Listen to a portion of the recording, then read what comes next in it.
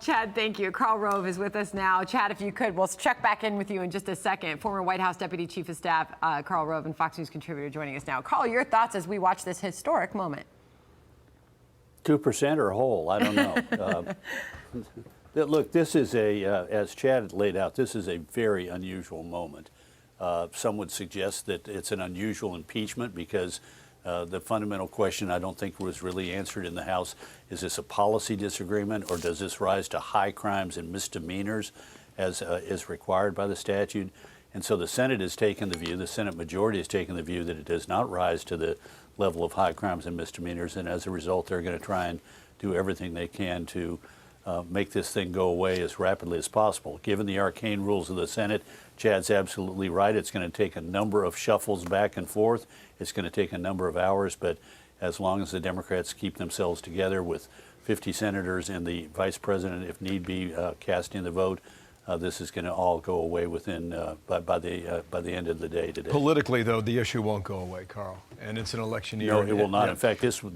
And immigration this will make it worse in some issue respects. number one. How will it make it worse? Go. Well, because look, ordinary Americans are looking at this saying they may not get tied up in the issue of does this rise to the constitutional requirement of high crimes and misdemeanors. They say he's not doing the job. Why are you keeping him there? And it looks like the Democrats don't want to talk about this. And that will bespeak weakness to a great many Americans, and it will also anger a number of people who say this does need to be talked about and something needs to be done. And this issue is spread. It used to be an issue affecting the border states of the United States, but as we've seen over the last year and a half, as large numbers of migrants, illegal immigrants have been sent to Chicago and Washington and New York and Denver, this issue has grown beyond the borders of the borders. You know, to that point, you know, might as well pull up the live images of the border and the drone shots, because this is happening while we speak. Those borders continue to be open, and those migrants continue to pour over it, to the point of the reaction that we're getting right now as we watch this together on Capitol Hill. Roger Marshall, a vote to block the impeachment trial of Secretary Mayorkas today is a vote against our nation's safety and security. Pay attention, he tweeted just a few moments ago. But this is why we're here, right, Karl? I mean, what we have seen over the past 3 years and the flood of migrants over the southern border, that is no longer just a border issue. This is an issue for cities and towns all over this country right now that are dealing with the consequences of this. Yeah, and look, even people who have dealt with the border issue, like Senator Marshall. Senator Marshall came hunting last year on my lease in South Texas, about 70 miles from the border, and saw the evidence in the pasture. This is Kennedy County, Texas, that has 460 people living in it, and it's half the size of Rhode Island.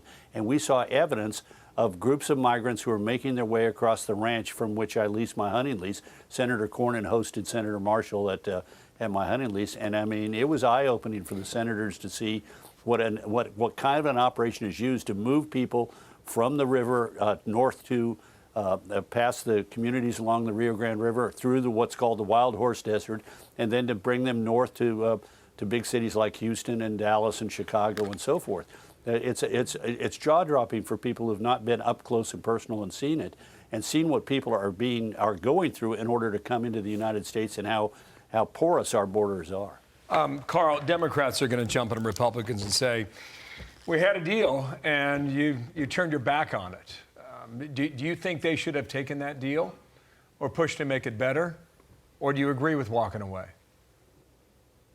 Well, I'm one that thinks tactically it would have been better for the Republicans to have passed it, and then for President Trump to have taken the lead to say, too late, not enough, and here are 5 things that I would have done that are not in the bill. Because that would have allowed him to put the focus in people's minds on the things like remain in Mexico and other things that need to be done that weren't in the bill.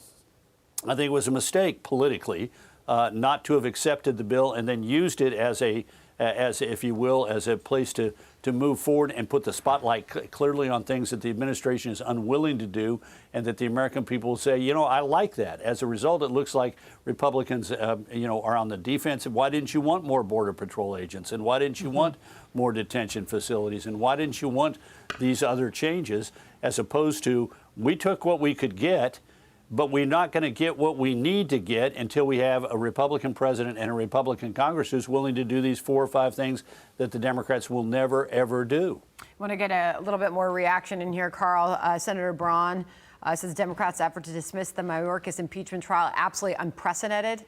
Americans need to see how Mayorkas has failed to enforce our country's laws and endangered its citizens. Senator Kennedy of Louisiana just tweeted out, Senator Schumer is trying to muddy up the water to make it look deep. But it's pretty simple, says the senator. The House impeached Mayorkas and the Senate should hold a full trial. Reaction continues to pour into what we're watching there happen live on the Senate floor, Carl, as we all wonder where this goes next. Well, look, the Democrats have a majority, and they're likely to get what they want. Their will is, again, Chad did a magnificent job. He's a national treasure in explaining the myriad ways of the House and Senate in arriving at decisions, and it's a complicated process. It'll take some methodical action by the Senate leadership.